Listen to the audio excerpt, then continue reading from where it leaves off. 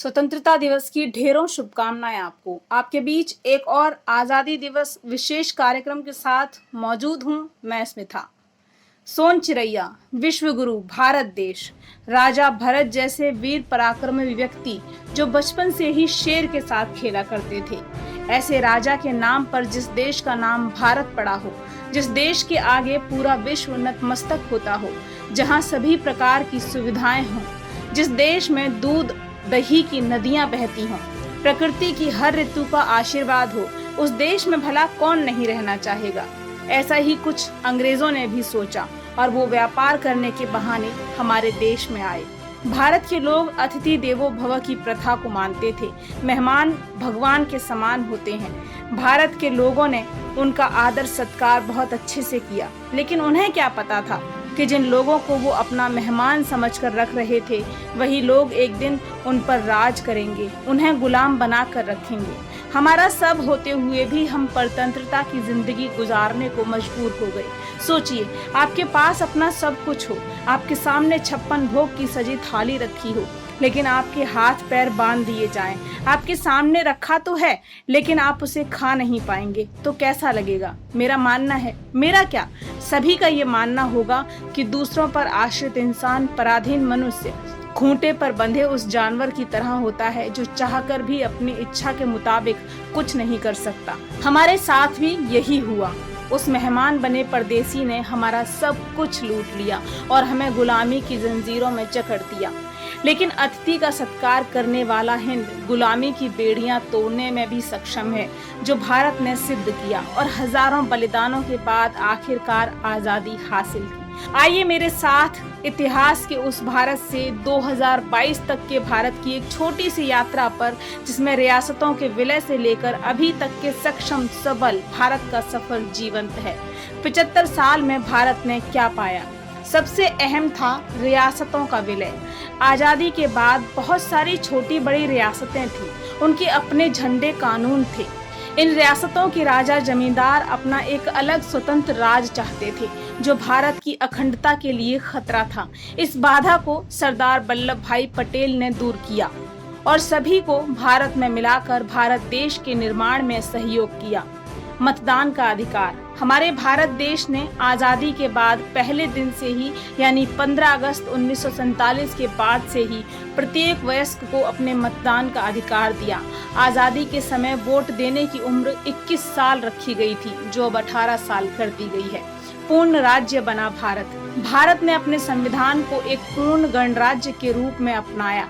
2 साल से ज्यादा समय में इसे तैयार किया गया। 26 जनवरी 1950 को भारत के पहले राष्ट्रपति राजेंद्र प्रसाद ने 21 तोपों की सलामी के साथ तिरंगा फहराकर गणतंत्र लागू किया।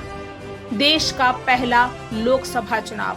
आजादी के बाद देश का पहला आम चुनाव 1951-52 में हुआ, जो खास और ऐतिहासिक था इसलिए क्योंकि ये आजाद भारत का पहला चुनाव था जिस पर दुनिया की नजरें थीं। रेलवे का राष्ट्रीयकरण देश की बड़ी उपलब्धि थी। आजादी के बाद भारत की लाइफलाइन कही जाने वाली भारतीय रेल को मजबूती प्रदान करने के लिए उसका राष्ट्रीयकरण किया जाना। कोलकाता के खड़गपुर में IIT का निर्माण। भारत का पहला प्रौद्योगिकी संस्थान 1951 में स्थापित किया गया। इंडियन एयरलाइंस, जिसे 1932 में टाटा ग्रुप ने शुरू किया था, 1946 में नाम बदलकर एयर इंडिया कर दिया गया और 1953 में सरकार ने टाटा से इसे खरीद लिया। हरित क्रांति 1965-66 में हरित क्रांति को औपचारिक तौर पर अपनाया गया। फिर देश का कायाकल्प हुआ कृषि के क्षेत्र में। अनाज की कमी से लेकर अनाज का निर्यातक बनने तक का सफर। ब्रिटिश हुकूमत ने हमारी कृषि व्यवस्था को गर्त में ला दिया था। न देश के पास पर्याप्त अनाज था, न ही उत्पादन करने के लिए मूलभूत सुविधाएं थीं। साल 1950-51 में मात्र 5 करोड़ टन खाद्यान्न का उत्पादन होता था, जो कि देश की 35 करोड़ जनसंख्या का पेट भरने के लिए काफी न था। परिस्थितियां बहुत गंभीर थीं।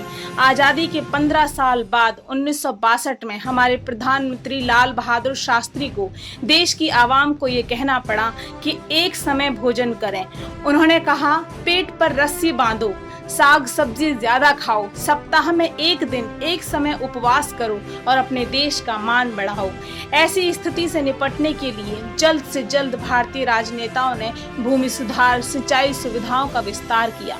कृषि वैज्ञानिकों ने नई नई तकनीकों को इजाद किया। हरित क्रांति जैसे कई बड़े कदम उठाए। वक्त के साथ साथ नई नई प्रौद्योगिकी व मशीनों के उपयोग से अनाज का उत्पादन बढ़ाने में सहायता मिली। इसके नतीजतन आज भारत न सिर्फ अपनी आवाम का पेट भरता है बल्कि कृषि उत्पादों का निर्यात भी करता है। वर्तमान में भारत खाद्यान्न उत्पादन में दुनिया में दूसरे स्थान पर है। चांद पर लहराया तिरंगा।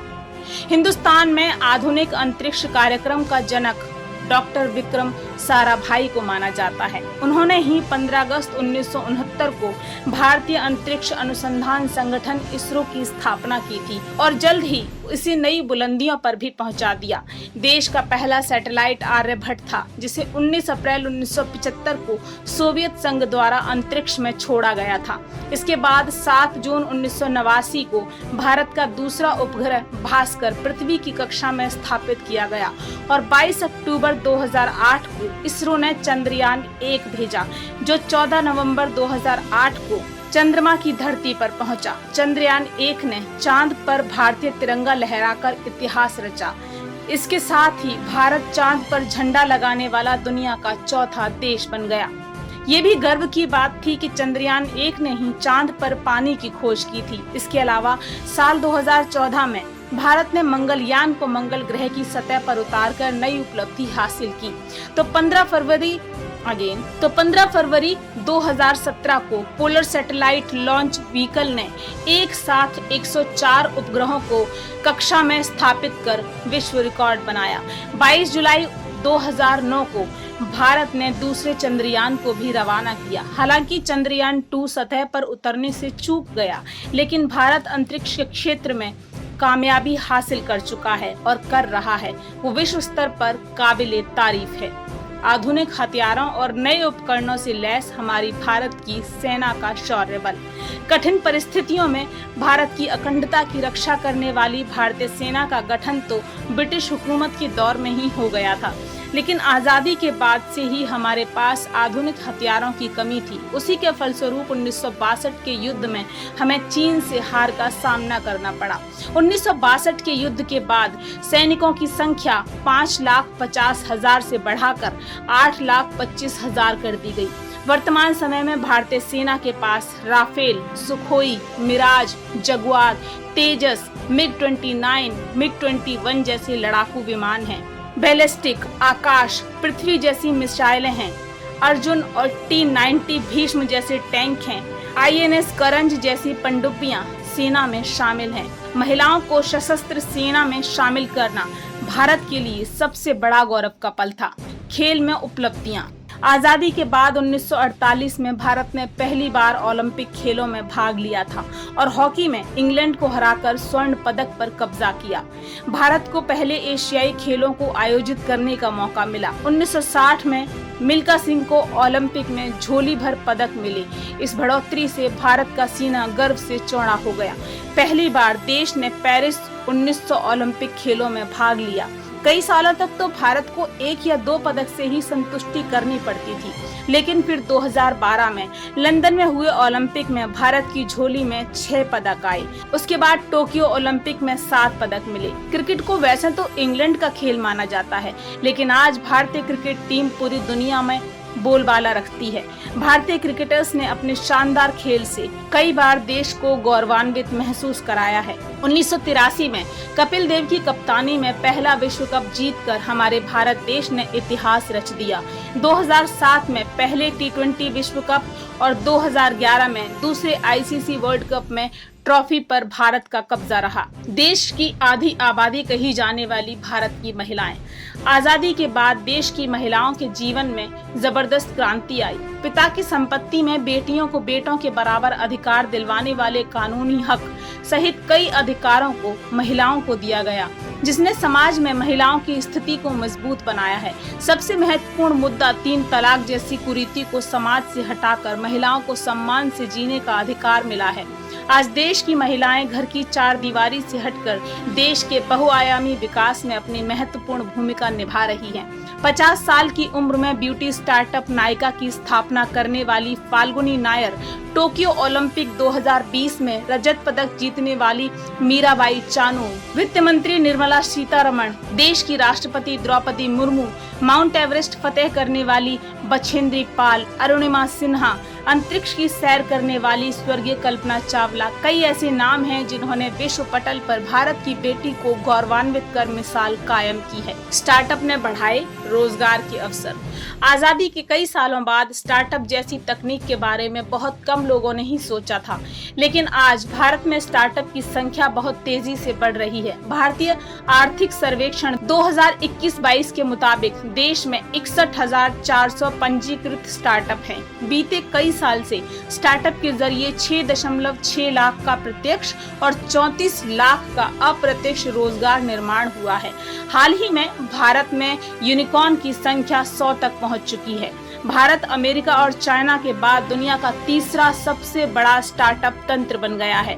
आपको ये जानकर हैरानी होगी कि साल 2020 में इन स्टार्टअप्स ने भारतीय अर्थव्यवस्था में 10 अरब अमेरिकी डॉलर का कारोबार किया था, जो 2021 में बढ़कर 24 अरब अमेरिकी डॉलर हो गया। 2020-22 में कोरोना जैसा संकट जब पूरी दुनिया पर छाया हुआ था, ऐसी विषम परिस्थितियों में भी देश नहीं डगमगाया। जनसंख्या में विश्व में दूसरा स्थान रखने वाला हमारा भारत देश कोविड में दुनिया के सामने एक मिसाल के रूप में प्रस्तुत हुआ। भारत ने संकट के दौर में भी पड़ोसी देशों समेत कई देशों को मदद पहुंचाई। पिछले साल G20 शिखर सम्मेलन में प्रधानमंत्री मोदी ने कहा था कि फार्मेसी ऑफ द वर्ल्ड की भूमिका को निभाते हुए भारत ने 150 से भी ज्यादा देशों को दवाइयां पहुंचाई हैं। अमीर देशों में भारत की पहचान।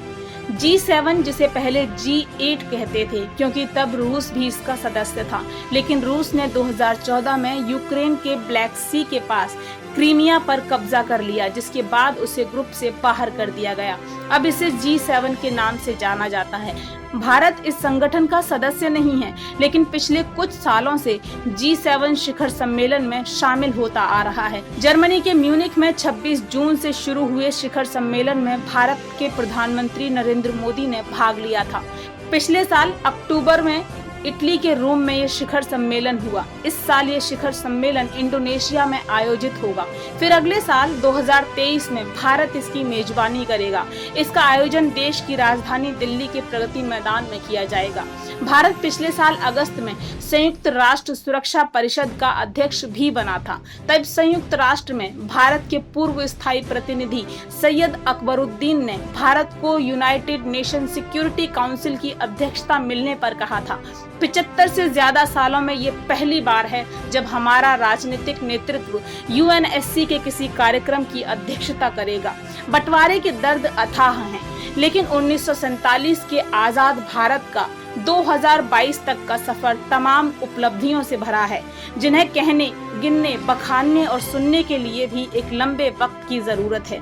देश की गुलामी के दंश जितने भयंकर और विकराल हैं, फक्र है हमें कि 75 बरस का आबाद अपना मुल्क वैश्विक स्तर पर हर क्षेत्र में आज उससे कहीं सक्षम, सबल और विशाल है। इसलिए तो हर भारतीय गर्व से कहता है, मेरा भारत महान। जय हिंद।